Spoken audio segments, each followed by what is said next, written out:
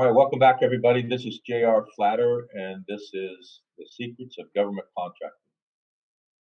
Our distinguished guest for this episode is Dorian Anderson. Dorian, I'll let you introduce yourself, because you'll do a much better job than I ever could. Okay, great. I'm Dorian Anderson. Grew up in the great state of Indiana, and I tell you that because it's pretty important to me in that I was one of three that didn't play basketball coming out of the basketball state. Had a great opportunity leaving high school to go to the United States Military Academy at West Point and was commissioned to infantry, U.S. Army infantry, and did not plan 30 years, but it ended up staying in the Army for 30 years. I had a great time in the Army. The Army fit me well.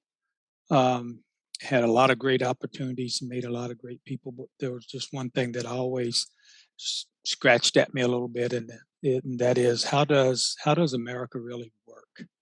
You go, you travel around, you see all these different countries. You do budgets, you go fight for the country, but how does the country really work? And so my last position, I was honored to be the commanding general of Army Human Resources Command at the beginning of the war. And so all the war fighters were my peers, and I knew them well. And that my attitude was, well, if I can't be in the fight, then I can certainly support it the best way I can with getting the right people in the right place at the right time with the right training. And we were able to do that and do that well with the great team that I had and had assembled. So upon retirement, I had a great opportunity. A large company took me on, and much to my surprise, they gave me P&L along with business development. And so for those 6 years, I learned a lot about not only bidding work, but finding work, making it fit. You win it, now you got to run it, that type of approach. And that was a good opportunity for about six years, and then I became an independent consultant for another 4 years.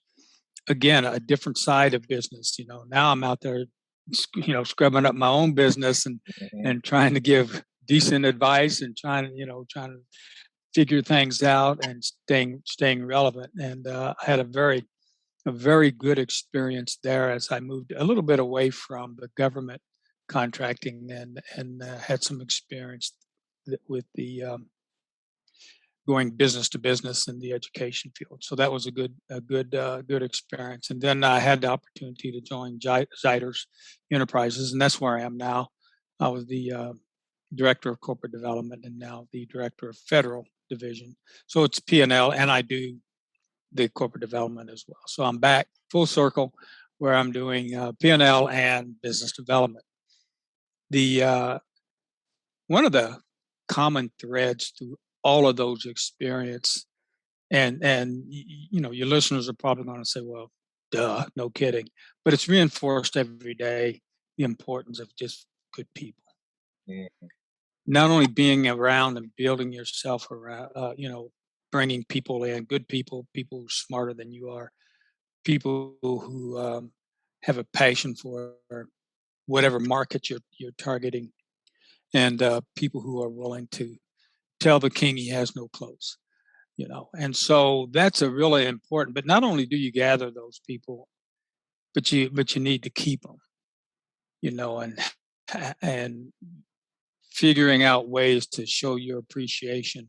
And one of the major ways that I've had success with that is just recognizing their talent. I might be the boss, but I'm not necessarily the smartest person in the room at this time. But if all you guys talk to me when I leave, I might be the smartest person in the room for a little while, until the next meeting. And so that's one of the passions that I have is not only gathering the right people, but nurturing them, building that team, sustaining them. And then, sometimes people leave. You don't want them to leave, but you encourage them to leave if they found an opportunity where they can grow. I've always viewed that as just merely an extension to the team. You've heard this comment, don't burn any bridges. Well, I believe that. because you're going to cross the bridge a couple times, and it doesn't matter. It's not that you're going up or down or forward or backward. Just that, hey, that's a route that you'll probably take. And even to this day, on a weekly basis, I get a call or an email or somebody's reaching out on one of the social media platforms saying, "Hey, you remember this and you remember that? This is what I've done." So yes, the people that's the most important thing. In the Army, they had a slogan, um, mission first, people always. And I've watched them the last 15, 16 years actually live that. And so that's my government contracting talk about having the people. The other thing that's important in government contracting is patience. Mm. I talk to a lot of emerging companies, and they may be in the commercial side, and they'll say, "Well, there's a lot of opportunity in the government. I want to go get it." And I ask them, "Well, why do you want to do that? You know, why would you want to put yourself through that? Do you understand how long the life cycle is of a government contract, especially the front end?" And so, you may be accustomed to, working a deal within a couple of months, couple of weeks. We're talking years here, 18 months to 36 months, just on a normal deal. Yeah, you could jump on a team and fast track that. But have you really sat down and examined what that could do to your company and to your people? And oh, by the way, do you have any people on your team that have done government contracting? And if the answer is no, I said, well, you might want to go get somebody that has some experience here. So the patience is really important in my view, because we all know we have written that perfect proposal. It was perfect, and you don't win. you know that that's one of those. We all know every proposal we turn in is perfect, and then they send it back, and you say, "Well, I'm not sure what proposal you guys were looking at, because the one I sent you was perfect, and now you're telling me that maybe I had some shortcomings, or you didn't like my solution that I know is the best solution." And so that goes into the patience. The other thing I would raise is the detailed research.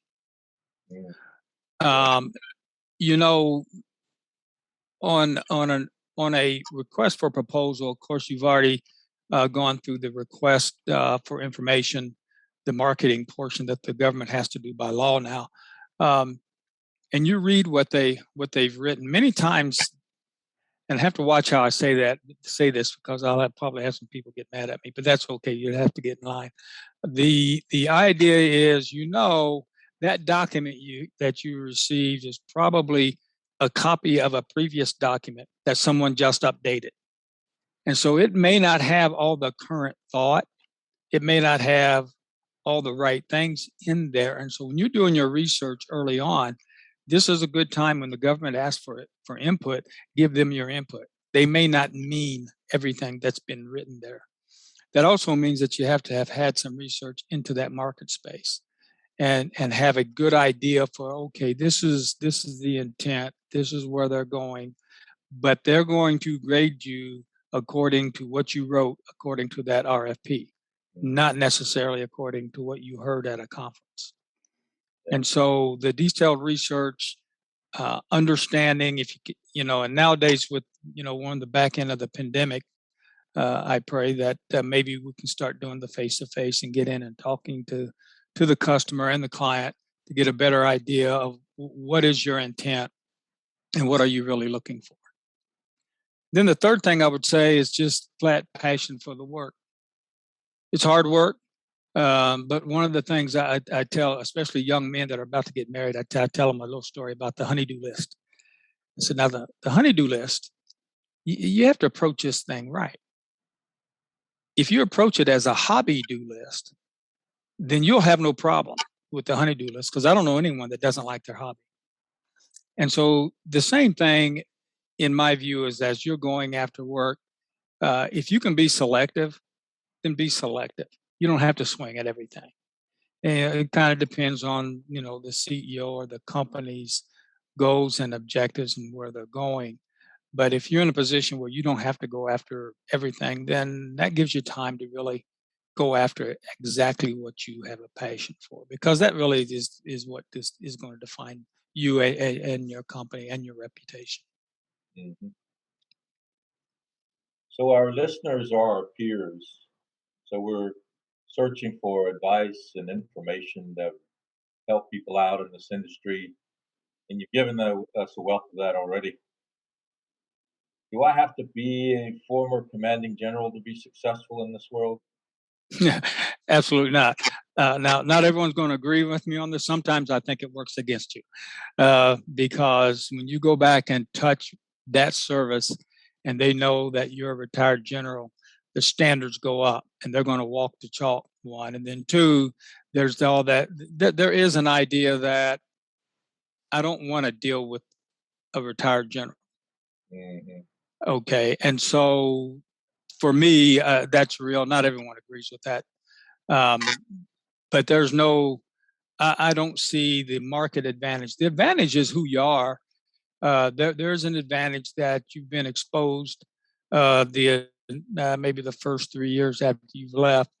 You've been exposed to some of the ideas, the budgets, and the intent of programs going in a certain direction. If you were involved or been around or have read up about those, that is helpful indeed. But when you get down to the tactical level, um, it took me a little bit to participate in the writing when you get a blank sheet of paper Hmm. and understanding how do you cross what you're talking about. You've talked about it, you've gone through your solutioning, you've got things lined up, and now I've got to respond to the RFP.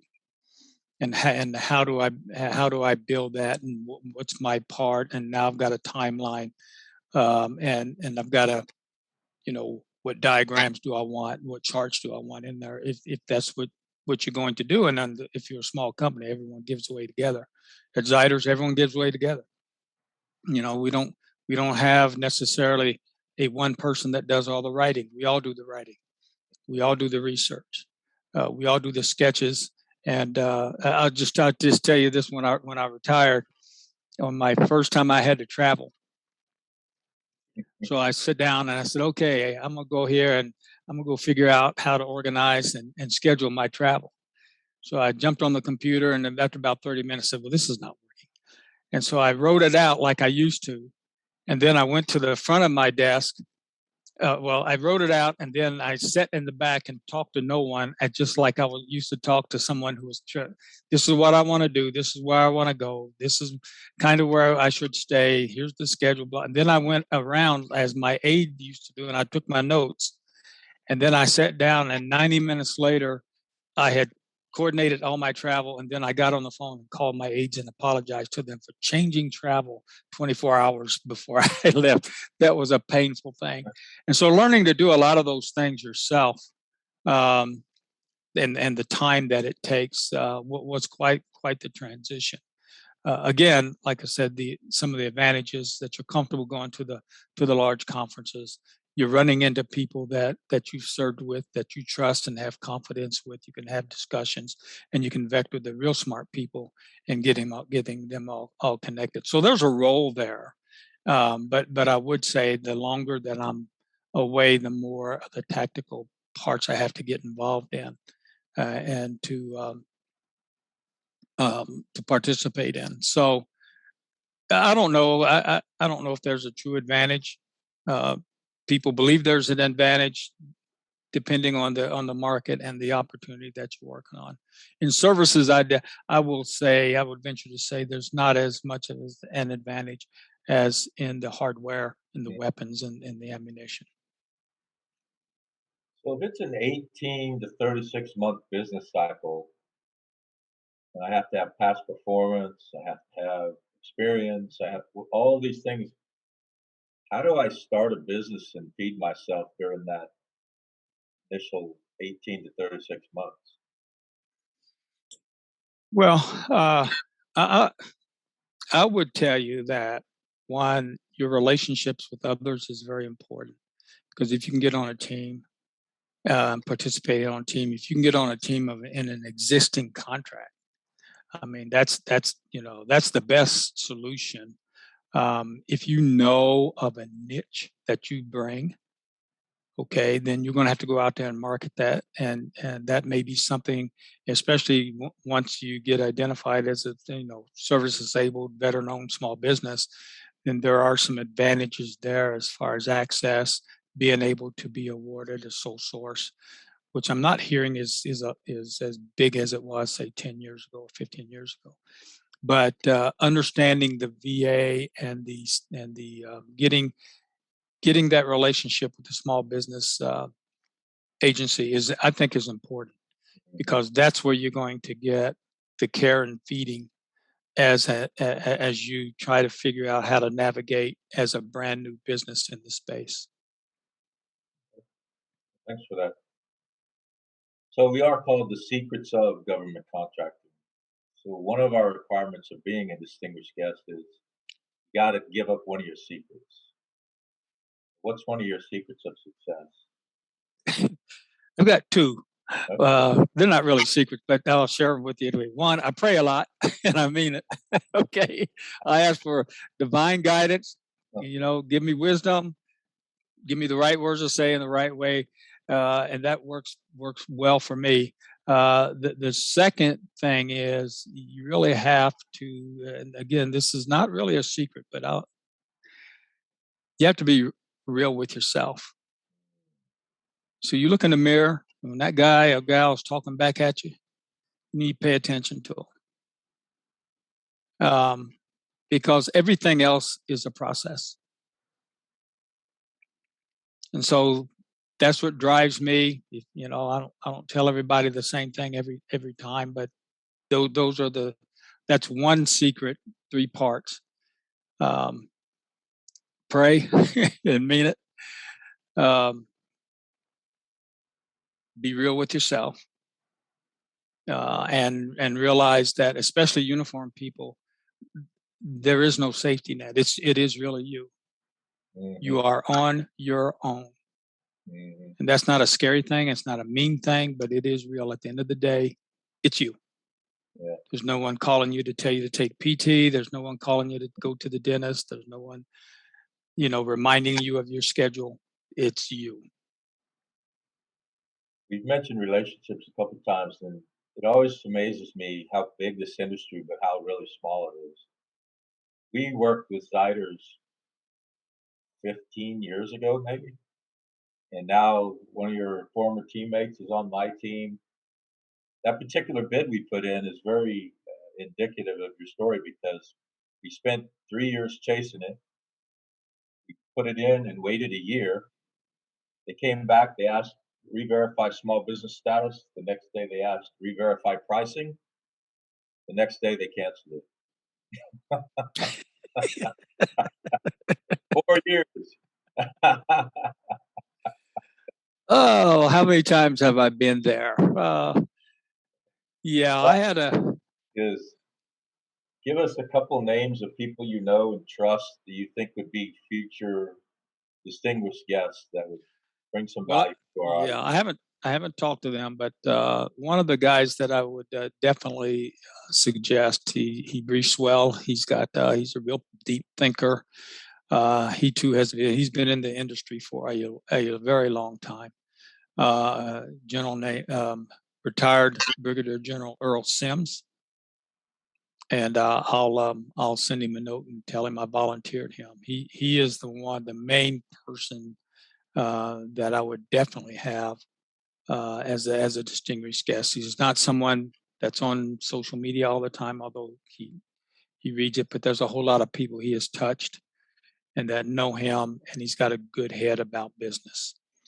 He sets several boards, several different types of boards, to include education and college special groups. And so he's very diverse, very broad, and quite frankly, he's everywhere. Every time I turn around, he's someplace. And so I would definitely recommend that you talk to him.